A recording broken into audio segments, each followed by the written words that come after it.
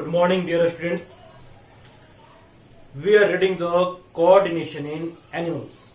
In previous video, we have learned about the different kinds of coordination in animal, like hormonal coordination and neural coordination. There are differences. इसका बात हम लोग किए थे.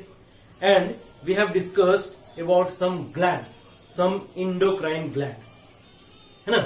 We have listed some glands which are associated with human body, animals, and these glands are pineal gland, hypothalamus, pituitary, thyroid, parathyroid, thymus, pancreas, adrenal, and gonads.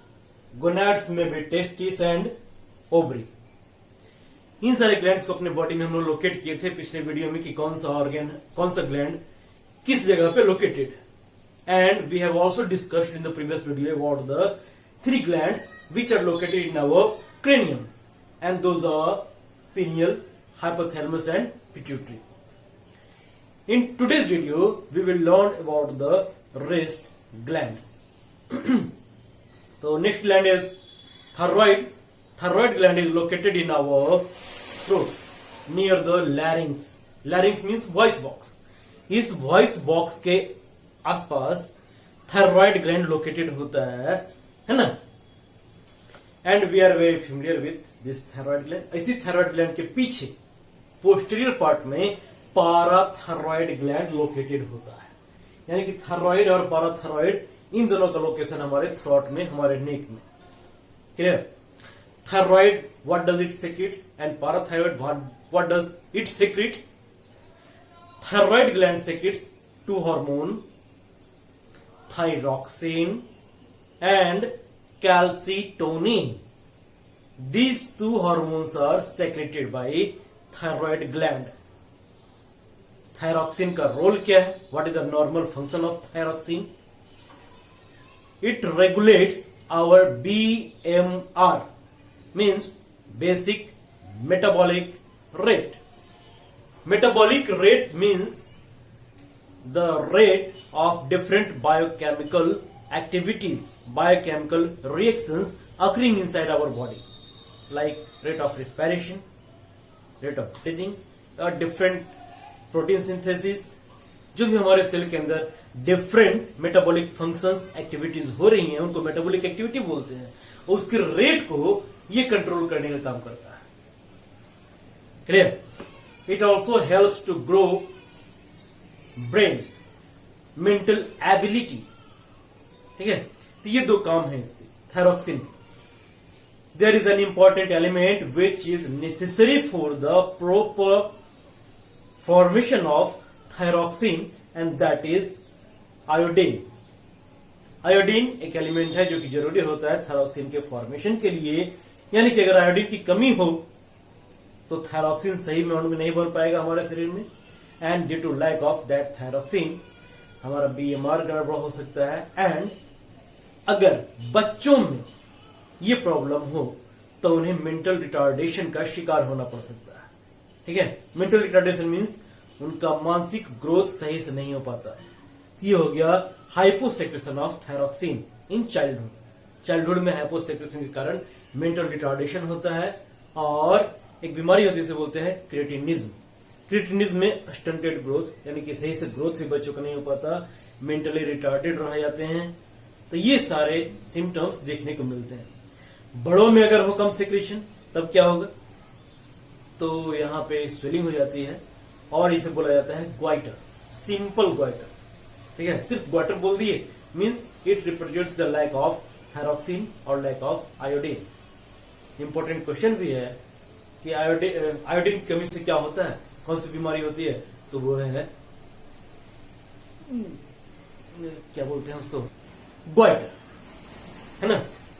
Simple goitre. चलिए, अगर इसका hyper secretion हो तो तब क्या होगा? Due to hyper secretion of this thyroxine hormone, hyper secretion of thyroxine causes exophthalmic goitre. Exophthalmic goitre में क्या होता है? इसमें ग्वाइटर वाले लक्षण तो होते ही हैं, यानी कि स्वेलिंग ऑफ नेक. इसके साथ ही साथ आई जो होता है वो पोर्ट्रेटेड दिखता है, बाहर की ओर निकला हुआ। उनका बेसिक मेटाबॉलिक रेट ये इंक्रीज किया हुआ रहता है, हार्ट बीट ये इंक्रीज किया हुआ रहता है। तो these are the symptoms of exophthalmic goitre. Clear. दूसरा हार्मोन जो थायराइड से सेक्रेट होता है that is the calcitonin. Calcitonin regulates the amount of calcium ion in our blood. अगर हमारे ब्लड में कैल्शियम आयन जरूरत से ज्यादा हो, more than excess, then that calcium ion is shifted to the bone.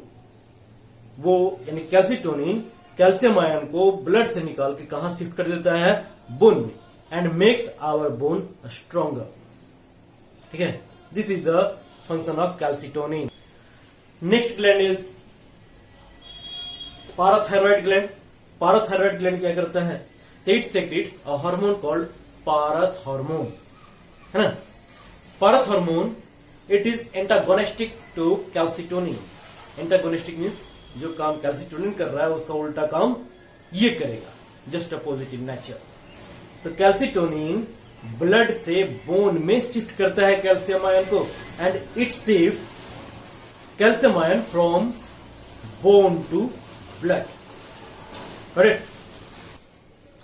Calcitonin blood से bone में shift कर रहा है और पारथ हार्मोन बोन से ब्लड में शिफ्ट कर रहा है, दोनों एक्शन कर रहा है। तब कौन हमेशा एक्शन करेगा और कौन टाइम टू टाइम एक्शन करेगा, क्लियर। अगर ब्लड में कैल्शियम कंसंट्रेशन ज्यादा हो गया हो तो कैल्सिटोनिन एक्ट करेगा और एक्सेस कैल्शियम को हमारे ब्लड से शिफ्ट कर देगा बोन की ओर, क्लियर। एक्सेस वर्ड हम लोग अंडरलाइन रखेंगे। एक्सेस कैल्शियम हो हमारे ब्लड में तभी उसको शिफ्ट किया जा सकता है बोन में।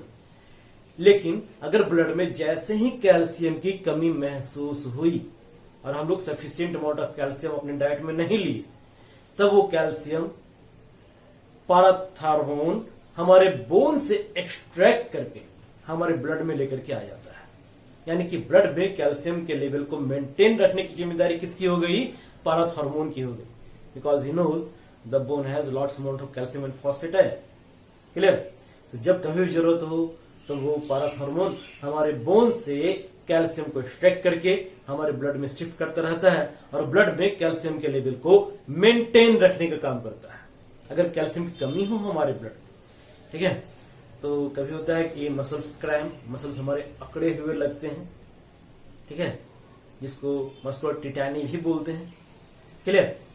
यानी कि अकड़न महसूस होती है हमारे मसल्स में due to lack of calcium ion, clear. चलिए, next gland is thymus. Thymus is the only gland which is situated in our chest cavity. हमारे चेस्ट कैविटी में हमारे हार्ट के करीब ग्लैंड होता है थाइमस, छोटा सा ग्लैंड, ठीक है। थाइमस के बारे में इंपॉर्टेंट पॉइंट कि thymus is larger in young ones. बच्चों में ये बड़ा होता है और बड़ों में इसका साइज ग्रेजुअली छोटा होता चला जाता है, क्लियर। मीन्स थाइमस ऐसा ग्लैंड है जो बच्चों में बड़ा और बड़ों में छोटा होता है। क्यों ऐसा है? इसका कारण यह है कि बच्चों में इसका फंक्शन कहीं ज्यादा है, बच्चों में 2 काम और बड़ों में इसका सिर्फ 1 काम। What are the 2 functions in infants, in young ones? तो बच्चों में 2 काम है। पहला, it secretes a hormone called thymosin, and those thymosin accelerates the rate of cell division and thus enhances the rate of growth. बच्चों का growth काफी तेजी से होता है। न्यू बॉर्न बेबीज को देखिए तो काफी तेजी से वो ग्रो करते हैं, क्योंकि उनमें ये जो ग्लैंड है थाइमस ये एक्टिव है and it secretes a hormone called thymosin and that thymosin accelerates the rate of cell division. लेकिन बड़ा हो जाने के बाद ग्रोथ हमारा रुक गया, तो ग्रोथ हार्मोन का सेक्रेशन भी कम हो गया है और इस थाइमोसिन का सेक्रेशन भी कम हो गया। बच्चों में दोनों काम कर रहा है, तो बच्चों को ग्रोथ काफी तेजी से होता है, ठीक है। तो बड़ा में जब ग्रोथ होना ही नहीं है तो थाइमोसिन का सेक्रेशन बंद हो जाता है और एक ही काम बच जाता है और वो है मैचुरेशन ऑफ टी लिम्फोसाइट, ठीक है। 9th में पढ़े थे हम लोग ब्लड के बारे में। ब्लड में WBC है, WBC व्हाइट ब्लड सेल्स, ये 5 प्रकार के थे, उनमें से एक प्रकार था लिम्फोसाइट। लिम्फोसाइट थे 2 प्रकार के, ठीक है। एक बी लिम्फोसाइट और एक T lymphocyte. B lymphocyte are the lymphocyte which get matured in bone marrow and T lymphocyte is the lymphocyte which get matured in thymus. तो थाइमस में जो मैच्योरेशन का काम होता है वो तो थ्रू आउट लाइफ चलता ही रहता है.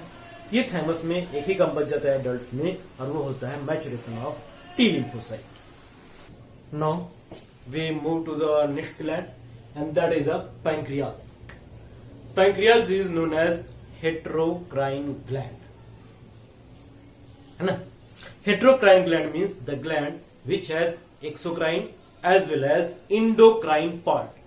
वैसा ग्लैंड जिसमें एक्सोक्राइन और इंडोक्राइन दोनों पार्ट हो उसको हेटेरोक्राइन ग्लैंड बोलते हैं, और पैंक्रियाज उसका एक एग्जांपल है. पैंक्रियाज का discussion we have discussed about the pancreas in digestive system also. It secretes digestive juice there, and that is digestive juice is secreted by the exocrine part of pancreas. But here we have to study about its endocrine part. Okay? The endocrine part of pancreas is discovered by Langerhans and is named as islets of Langerhans. Clear? Pancreas का जो endocrine part होता है उसकी discovery Langerhans किए थे और उसका नाम रखा गया islets of Langerhans. Islets of Langerhans contains 3 different types of cells. उन सारे टाइप्स ऑफ सेल्स का नाम रखा गया alpha cell, beta cell and delta cell. Delta cell को गामा सेल भी कुछ बुक लिखते हैं. तो अल्फा, बीटा, डेल्टा और गामा सेल, ये 3 प्रकार के सेल आइसलेट्स ऑफ लैंगरहैंस में पाए जाते हैं, which is the endocrine part of pancreas. Clear? तो ये तीनों सेल्स क्या सेक्रेट करते हैं, कौन सा hormone? Alpha cell it secretes glucagon, beta cell it secretes insulin and gamma cell it secretes somatostatin. ये 3 हार्मोन 3 अलग अलग सेल्स से सेक्रेट हो रहे हैं. क्लियर? क्या क्या रोल है इसका? इंसुलिन का नाम सुने हैं हम लोग, तो वही से शुरुआत क्यों ना करें. Insulin which is secreted by beta cell of Langerhans, it lowers down the blood glucose level. ठीक है, ये क्या करता है? तो हमारे ब्लड ग्लूकोज लेवल को लोअर करने का, कम करने का, मेंटेन करने का काम करता है. बट हम लोग खाना वगैरह कुछ भी खाएं, हमारे ब्लड में ग्लूकोज का लेवल इंक्रीज कर गया तो उस ग्लूकोज को ये लोअर्ड करने का काम करता है. लोअर्ड करेगा कैसे? How does it lowers down the blood glucose level? It converts glucose into glycogen. Glucose को ये ग्लाइकोजन में कन्वर्ट करता है और उस ग्लाइकोजन को मसल्स या लीवर में स्टोर करके रख दिया जाता है. It also enhances the conversion of glucose into amino acid और एनी अदर बायोकेमिकल सब्सटेंसेस. ठीक है, वो बायो कन्वर्सन हमारे शरीर में चलता रहता है. कोई भी मॉलिक्यूल किसी दूसरे में कन्वर्ट किया जा सकता है. ग्लूकोज अमाइनो एसिड में कन्वर्ट हो सकता है, अमाइनो एसिड ग्लूकोज में कन्वर्ट हो सकता है. क्लियर? तो ये क्या करवाता है? तो ये ग्लूकोज को किसी दूसरे मॉलिक्यूल में कन्वर्ट करने का काम करता है, या फिर सबसे बढ़िया तरीका है कि ग्लूकोज को ग्लाइकोजन में कन्वर्ट करके रख दिया जाए. क्लियर? इस प्रकार से हमारे ब्लड में ग्लूकोज का लेवल धीरे धीरे धीरे धीरे कम होता चला जाएगा. Next, alpha cell, it secretes glucagon and glucagon increases the blood glucose level. Clear? हमारे ब्लड में ग्लूकोज का एक लेवल होना जरूरी है. अगर इंसुलिन ही काम करता रहे तो ब्लड ग्लूकोज लेवल को काफी कम कर देगा और हम लोग हो जाएंगे हाइपोग्लाइसेमिक. हाइपो मीन्स कम, ग्लाइसेमिक मीन्स ग्लूकोज, यानी ग्लूकोज की कमी हो जाएगी हमारे ब्लड के अंदर, and this condition is known as hypoglycaemia. Clear? Hypoglycaemia होने के कारण हम लोग को बेहोशी हो सकती है, चक्कर आ सकते हैं. ठीक है, हार्ट बीट हमारा बढ़ सकता है और काफी प्रॉब्लमेटिक हो जाता है. तो उस कंडीशन से बचाने के लिए अल्फा सेल तुरंत ग्लूकोज के लेवल को मेंटेन करने लगता है, इंक्रीज करने लगता है. How does it increase? तो ये ग्लाइकोजन को ब्रेक करके वापस ग्लूकोज में कन्वर्ट कर देता है. यानी कि इंसुलिन ग्लूकोज को ग्लाइकोजन में कन्वर्ट कर रहा है और ग्लाइकोजन को वापस ग्लूकोज में कन्वर्ट करने का काम कर रहा है हमारा ग्लूकागॉन. ठीक है, इस प्रकार से ये दोनों भी हो गए जो एक दूसरे का उल्टा काम कर रहा है. समझ में आई बात? तो इस प्रकार से इंसुलिन ब्लड ग्लूकोज लेवल को कम करेगा और ग्लूकागॉन ब्लड ग्लूकोज लेवल को इंक्रीज करेगा। तो सोमैटोस्टैटिन का काम क्या बच गया भाई? What does somatostatin do? It regulates the function of both cell, alpha and beta cell. ये इन दोनों के फंक्शन को रेगुलेट करने का काम करता है, कंट्रोल करने का काम करता है कि भाई ज्यादा ना इंसुलिन सेक्रेट हो ना ज्यादा ग्लूकागॉन सेक्रेट हो। कुछ भी ज्यादा हो गया तो फिर हमारे लिए प्रॉब्लमेटिक हो सकता है। क्लियर? ये हो गया पैंक्रियास। इंसुलिन की कमी हो due to lack of insulin और due to hyposecretion of insulin, a disease occurs known as diabetes mellitus. We are very familiar with this disease, जिसे सिंपली हम लोग डायबिटीज भी बोलते हैं, मधुमेह की बीमारी, चीनी बीमारी। ठीक है, that is the diabetes mellitus. Diabetes mellitus में क्या होता है? इंसुलिन का लेवल कम हो जाता है और हमारे ब्लड में ग्लूकोज का लेवल बढ़ जाता है। ठीक है, जिसको हाइपरग्लाइसेमिया भी बोलते हैं। क्लियर? डायबिटीज का दूसरा नाम क्या बोल सकते हैं हम लोग? हाइपरग्लाइसेमिया, यानी कि ब्लड में ग्लूकोज का लेवल इंक्रीज कर गया है। क्लियर? क्यों इंक्रीज कर गया? क्योंकि उसको डिक्रीज करने वाला जो इंसुलिन था उसका सेक्रेशन, उसका फॉर्मेशन हमारे बॉडी में कम होना शुरू हो गया। Clear? Next one is adrenal gland. Adrenal gland का लोकेशन इसके नाम में ही छिपा हुआ है। रेनल वर्ड इस्तेमाल करते हैं हम लोग किडनी के लिए। एड मीन्स नियर बाय, यानी कि वैसा gland which is located near by the kidney.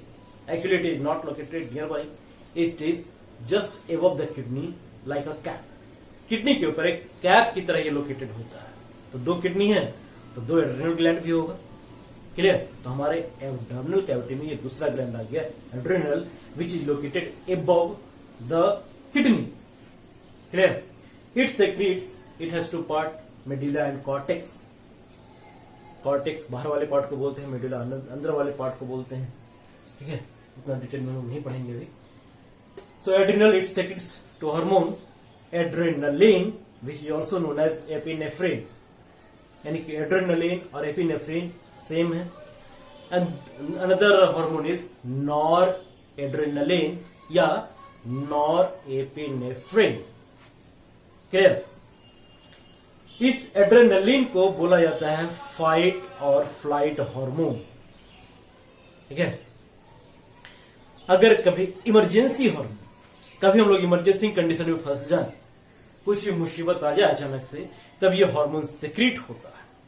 ठीक है, और सिक्रीट होने के बाद क्या करता है? तो हमारे बॉडी को इस प्रकार से प्रिपेयर करता है कि हम उस इमरजेंसी कंडीशन से बाहर आ सकें, उस स्ट्रेस कंडीशन से बाहर आ सकें। क्लियर? तो how does it prepares our body?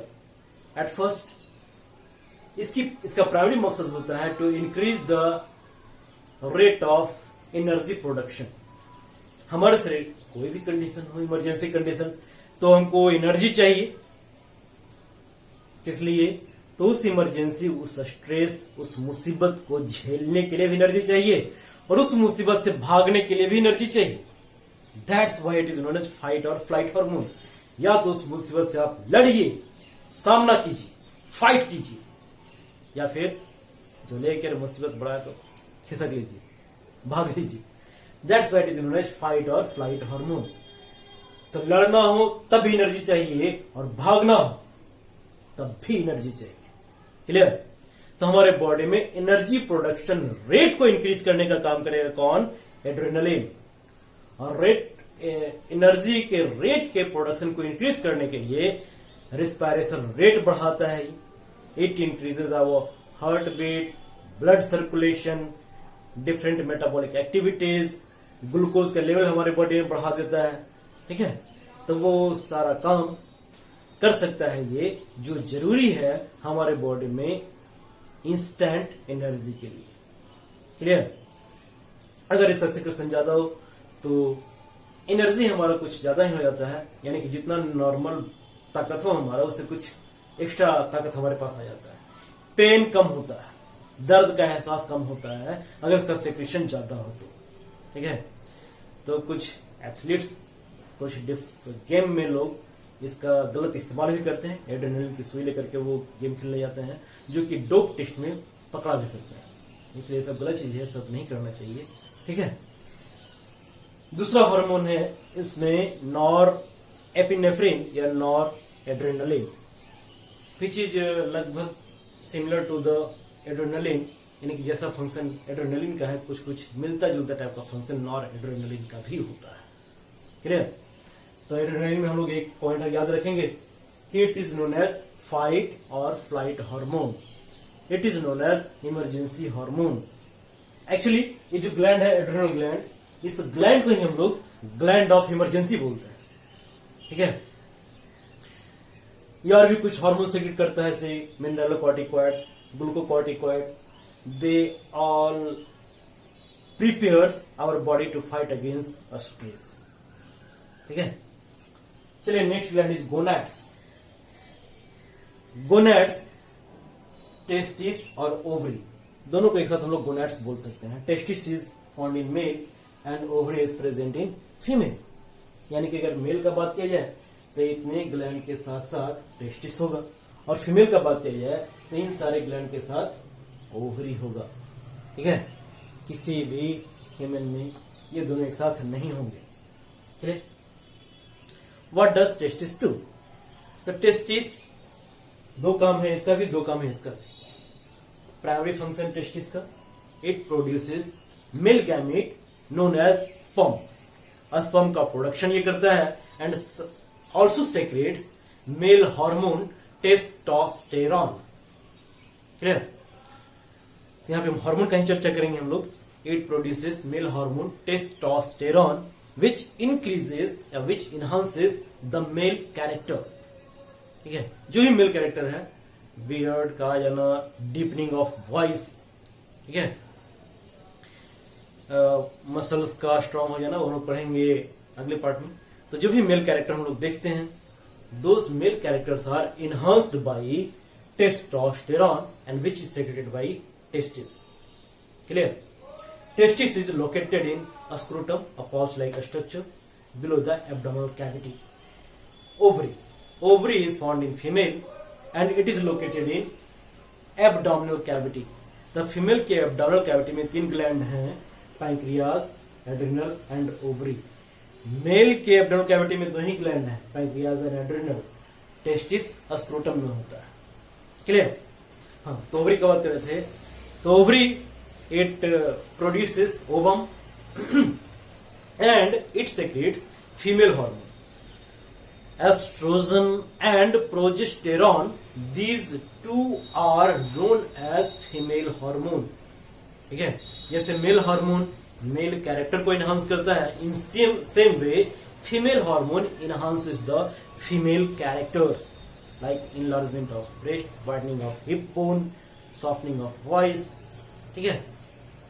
तो and it also matures the female reproductive system, ठीक है। तो these are the function of estrogen and progesterone।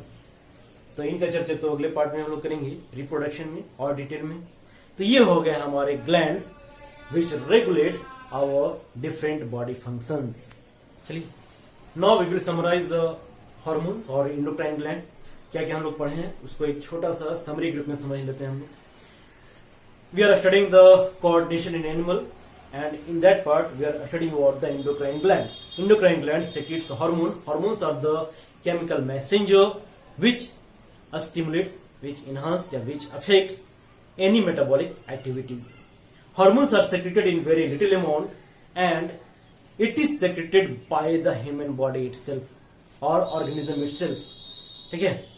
Animals में उस हार्मोन्स को सेक्रेट करने के लिए डिफरेंट ग्लैंड हैं, and those are secreted by endocrine glands, ठीक है। सारे endocrine glands के बारे में हम लोग समझ ही लिए हैं। हार्मोन काफी कम अमाउंट में सेक्रेट किया जाता है, जितना जरूरत हो उतना ही सेक्रेट किया जाता है। अगर उस हार्मोन की कमी हो तब भी कुछ न कुछ बीमारी, और अगर कुछ ज्यादा सेक्रेट हो जाए तब भी कुछ न कुछ बीमारी, यानी कि उसका एकदम से एक्यूरेट अमाउंट ही सेक्रेट होना निहायत जरूरी है। क्लियर? तो एकदम वो एक्यूरेट अमाउंट पता कैसे चलता है? तो it mostly works as feedback mechanism. Feedback mechanism क्या होता है? The feedback mechanism means feedback लेना, उसके बाद काम करना।